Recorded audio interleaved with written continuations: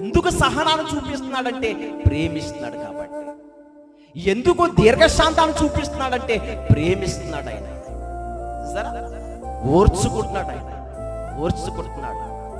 మన పిల్లలే మాట వినకపోతేనే ఏదో ఒక దెబ్బ కొడతాం, అంతేగాని వారి విషయంలో కూడా మనం ఏం చేస్తాం? విన్నా మాట వినకపోయినా అయినా తట్టుకుంటాం. అయినా మన పిల్లలే దారి తొలగిపోయినా కానీ మరలా సహించుకుని కోపం వచ్చినా కానీ ఏం చేసుకుంటాం కదా. అంటే పిల్లల మీద మనకి ఏముంది చెప్పండి? ప్రేమ.